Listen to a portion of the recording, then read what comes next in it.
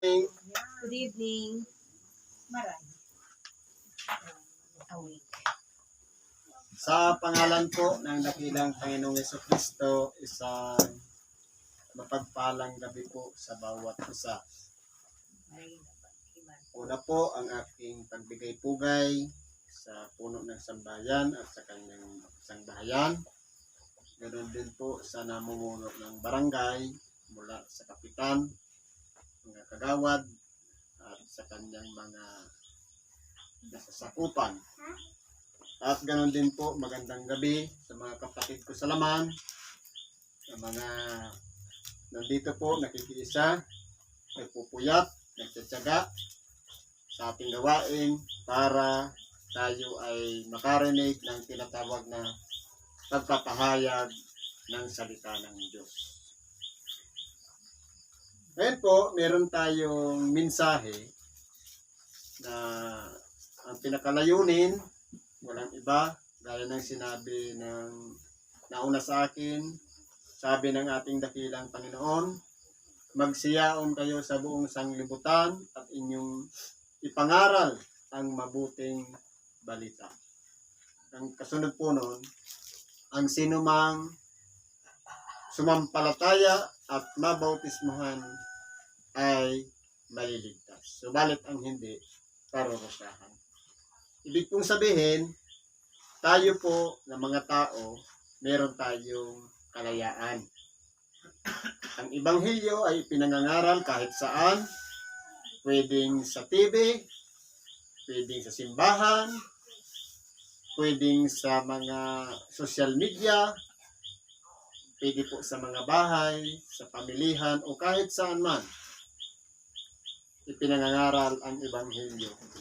Ngayon po, binigyan tayo ng Diyos ng kalayaan upang kung yung Ebanghelyo ay bibigyan natin ng halaga, tatanggapin natin at ilalagay natin sa ating puso. Pero pagka minsan po, dahil tutol ang ating gawa sa Ebanghelyo, baliwala po sa atin ang Ebanghelyo. Ngayon po, ano ang mapapakinabangan natin sa Ebanghelyo? Wala pong iba ang para sa sarili nating kaligtasan.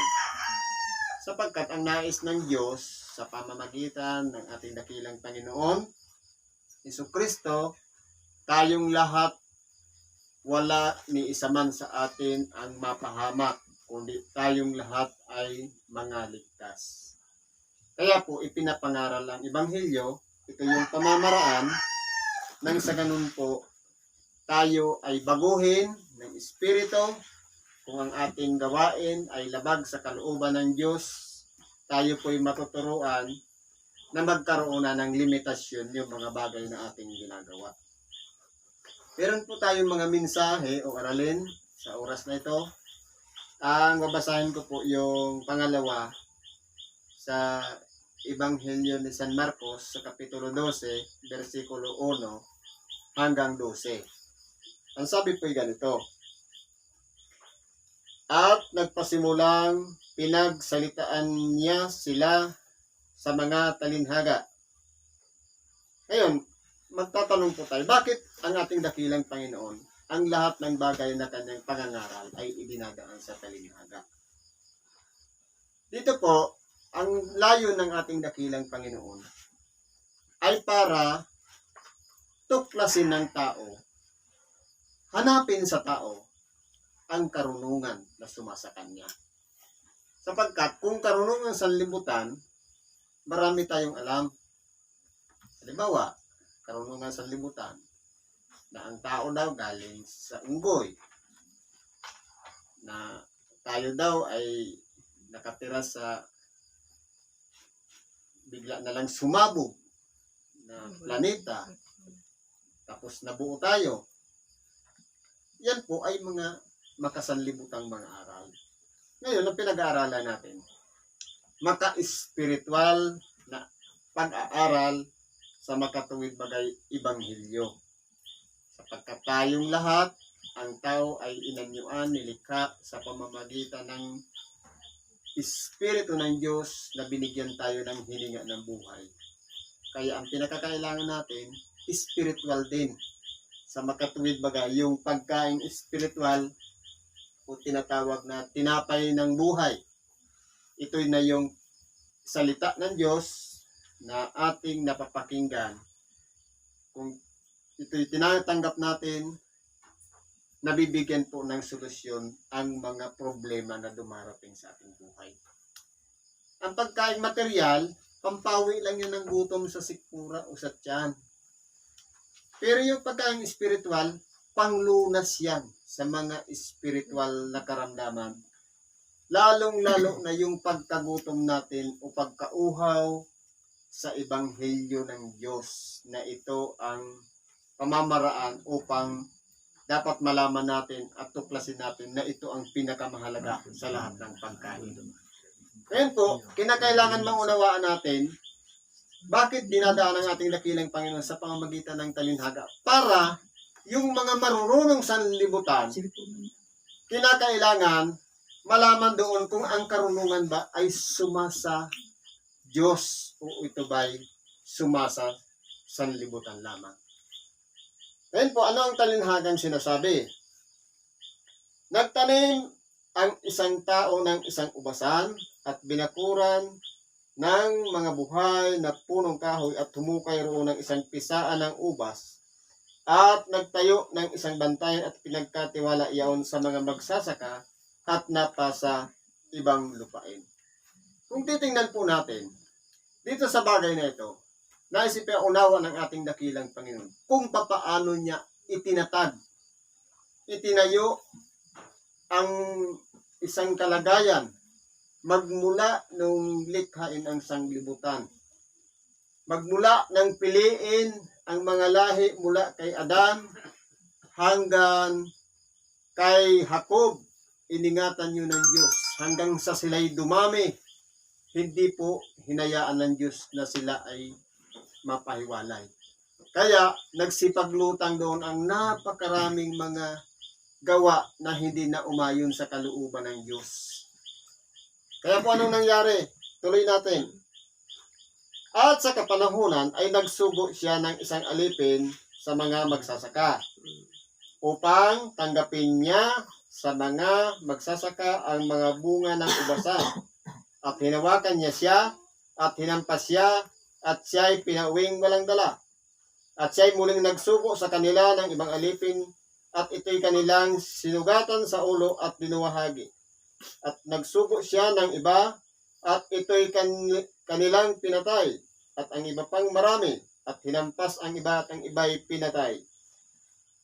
Ngayon po, kung titingnan natin, iningatan ng Diyos yung salin ng lahi mula kay Adan hanggang kay Jacob at nagpatuloy yun na dumami sila.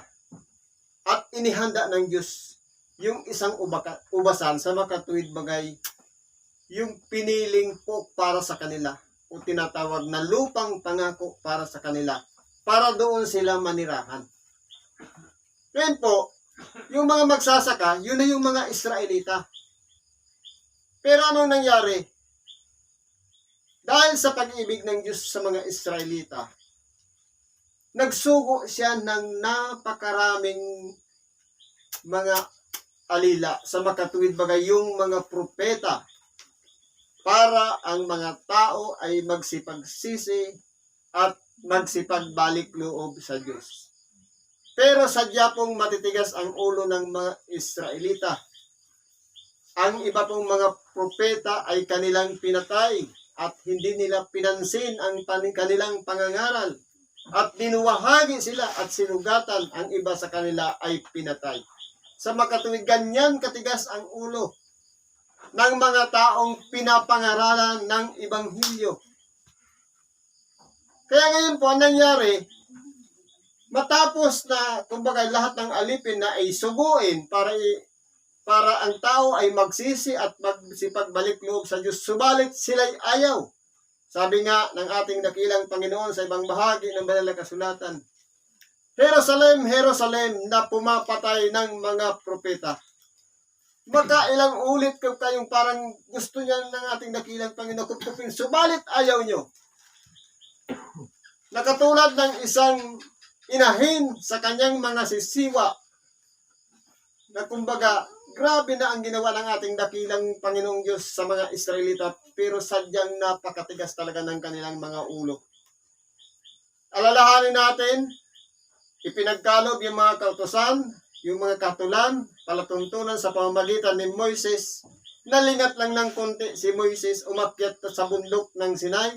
Ang ginawa nila, yung kanilang mga daladalahan na mga ginto ay kanilang ginawang isang bisirong baka para sila'y kanilang luhuran.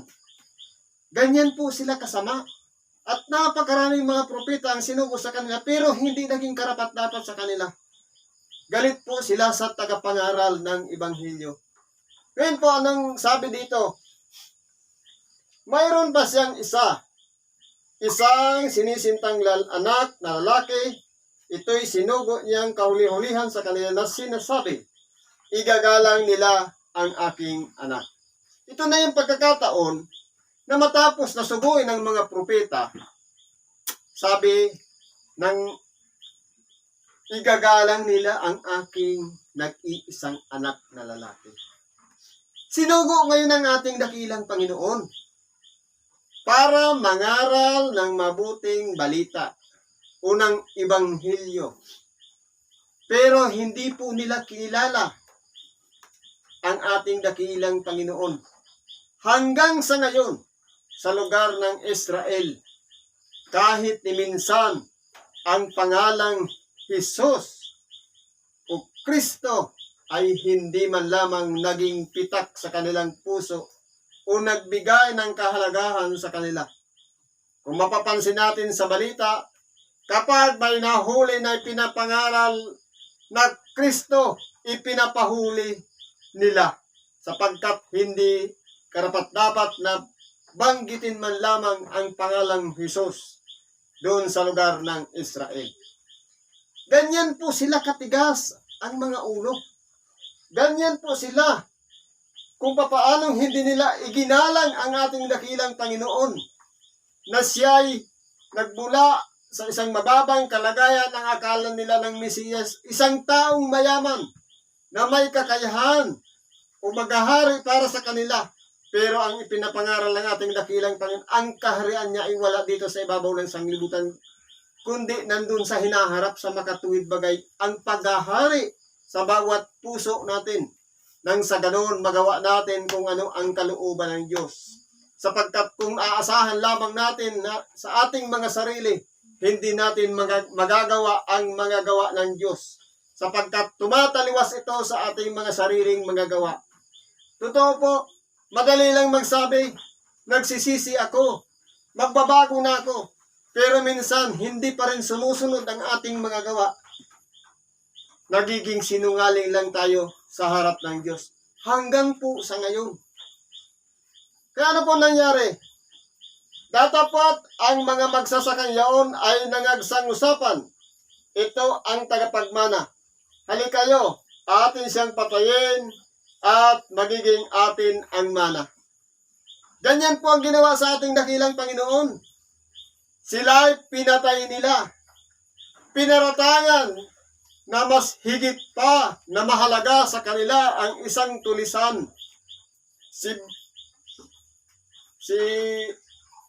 Yung tulisan na pinalaya ni Pilato sa makatuwid bagay si Barabas na nais pa nilang palayan kisa sa ating dakilang Panginoon na wala man lang nasumpungan na daya o pagkakasala mula sa Kanya. Ganyan po ang tao kung tumingin. Tinitingnan nila kung ano yung panig sa kanila sapagkat umaayon sa kanila. Pero yung nangangaral ng mabuting balita para sa ikapagsisisi, ikapagbabago ng bawat isa sa atin, hindi po bukas sa kanila. Kaya galit na galit sila sa ating dakilang Panginoon. Maraming ulit na sila'y gumawa ng paraan para sa'y hulihin. Naroon na hinahanap nila sa pamamagitan na magkamali man lang ang ating dakilang Panginoon sa kanyang pagsalita. Naroon na hinahanapan siya ng butas sa mga bagay na ginagawang halimbawa para sa kanila. Subalit, ang ating dakilang Panginoon, natatalos ang kanilang mga pag-iisip na ang kanilang layunin walang iba para mahanapan ang ating dakilang Panginoon. Nagpagkakataon na hulihin nila pero hindi po nila magawa hanggang dumating ang taktang panahon na alam na o talos na ng ating dakilang Panginoon mangyayari sa Kanya, na iaalay niya ang Kanyang buhay alang-alang sa bawat isa. Ang akala po ng mga eskribas, mga Pariseo, ng mga Hudyo, at ganon din ng mga Romano, nagtagumpay sila sapagkat kanilang maipapapatay ang ating dakilang Panginoong Hesukristo. Kaya umaasa sila na ang mana ay mapapa sa kanila. Yan po ang naisip nila. Ngayon po anong sinasabi dito? At siya'y kanilang hinawakan at siya'y pinatay at tinaboy sa labas ng ubasan. Ngayon po, dahil po sa pagdanasa nila na ayaw nilang baguhin ang kanilang mga sarili, pinalabas ang ating dakilang Panginoon doon sa Jerusalem at doon siya pinatay sa bundok ng Golgota sapagkat hindi po naging karapat-dapat para sa kanila ang ating dakilang Panginoon Hesukristo. Ano pong kasunod? Ang tanong, ano nga kaya ang gagawin ng Panginoon ng ubasan? Siya ay paroroon at pupuksain ang mga magsasaka at ibibigay ang ubasan sa mga iba. Sa makatuwid, darating ang panahon, huhukuman yung mga tao na hindi tumanggap o nagkaila sa ating dakilang Panginoong Hesukristo. At ang paghahari ng Diyos ay aalisin sa kanila. Sabi nga sa ibang bahagi ng banal na kasulatan, yung ulibong ligaw na idudugtong sa tunay na puno ng ulibo. Sa makatuwid bagay, sa pamamagitan ng kapangyarihan ng Diyos, merong isang bansa na magpapatuloy ng pangangaral ng Ebanghelyo. Sa makatuwid bagay, kikilalanin ng husto ang Kristo na hindi kinilala ng mga Israelita. Na iyon ang sinasabi dito na ibibigay sa iba ang pamamahala para ang pangangaral ng Ebanghelyo ay maipagpatuloy ng sa ganon. Kung ang hindi ginawa ng mga Israelita na binaliwala nila ang Ebanghelyong ipinangangaral ng mga propeta, maging ng ating dakilang Panginoon. Sana naman sa ngayon, sa oras na ipangaral ng mga tagapagpahayag ngayon, tanggapin na natin mga tao, bagamat hindi tayo tinawag na Hudyo o mga Israelita, pero tayo'y naging karapat-dapat sa salita ng Diyos, sapagkat nakikita po natin sa ating mga sarili na tayo'y umaayon sa mga aral na ipinapahayag ng ating dakilang Panginoon. Sa makatuwid, hindi po tayo mga mamamatay tao. Hindi po tayo mga mapagduhagi. Hindi po tayo mapagparatang. Sa makatuwid, ipinagpapatuloy na natin ang pangangaral ng Ebanghelyo. Kaya po ito'y lumalaganap sa buong sanglibutan. Ito na po yung tinatawag na ibibigay sa isang bansa na magkakabunga. Sa makatuwid bagay, ang salita ng Diyos, ang bawat tao na pinapangaralan ay nagsisisi at nagbabalik loob sa Diyos at dumarami ang sumusunod na sa pangalan ng ating dakilang Panginoong Hesukristo.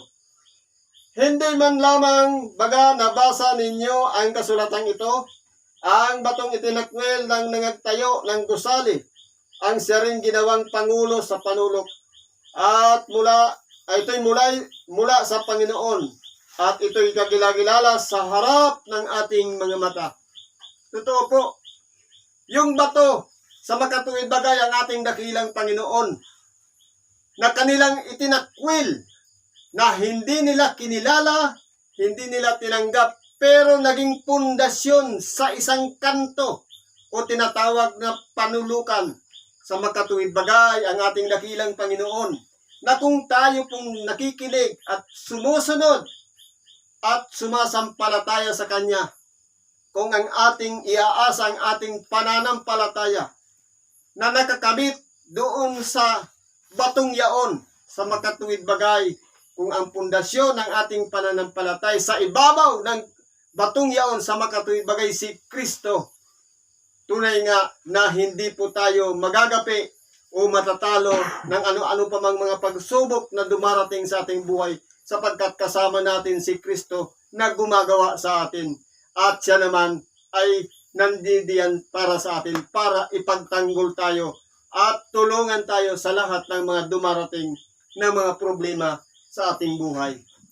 Kaya po, kung pag-aaralan natin, si Kristo lang ang tanging pag-asa ng bawat isa sa atin, tao man o espiritu, anuman ang kalagayan, mula sa mahal na hari, mahal na reyna, mahal na mga prinsipe at prinsesa, sa mga duke, dukesa, at sa iba pang mga ministro at kahari, sa ilalim ng karwe, sa magkatuwid bagay, mga punong gwardya o gwardya, lahat po tayong lahat ay kinakailangan magpasakop sa Ebanghelyo, sa makatuwid bagay, ipinangangaral ang Ebanghelyo, hindi lamang sa mga tao, kundi bagkus naman sa mga espiritu, sapagkat ang ating dakilang Panginoon din, matapos na siya'y mamatay sa krus, siya'y nanaog sa kalaliman at nangaral sa mga espiritong nasa bilangguan. Kaya po, nasa atin po ang kalayaan kung ito'y tatanggapin natin o hindi. Tayo rin po ang dadanas ng kaparusahan sa oras na ang Ebanghelyo, kung ito'y binaliwala natin, sapagkat minsan lamang ito dumating sa mga pagkakataong ipinapangaral, sapagkat ang Ebanghelyo po ay napakahalaga na isang bagay na dapat pinakaiingatan, at ito'y ginagamit natin na pinakabatayan sa ating pang-araw-araw na pamumuhay. Ano ba bang sabi dito sa kasunod? At pinagsikapan nilang hulihin siya, at sila'y natakot sa karamihan sapagkat kanilang napaghalata na kanyang sinilta ang talinghaga laban sa kanila, at siya'y iniwan nila at nagsialis. Ganyan po ang nangyari. Nung mahapaghalata na nila na sila yung pinatutungkulan ng ating dakilang Panginoon, sila po ay nagalit, subalit kalaunan po ay humupa din at sila'y nagsialis. Ganyan po ang mga ugali ng Israelita. Bagamat sinasabi hindi tayo Israelita, tayo man o hintil, lahat tayo ay bukas ang dapat ang ating pag-iisip sa pagtanggap ng Ebanghelyo. Sapagkat ito po ang magiging daladala natin hanggang sa ikalawang buhay, na kinakailangan mag-iingat na tayo sa ating sarili sa pagsunod sa pamamagitan ng bawat gawa na ginagawa natin sa pang-araw-araw. Dapat ito'y nakabatay lahat sa Ebanghelyo ating pakinggan. Yan lang po muna natin. Salamat at pagpalain tayo ng Diyos. Kanta tayo.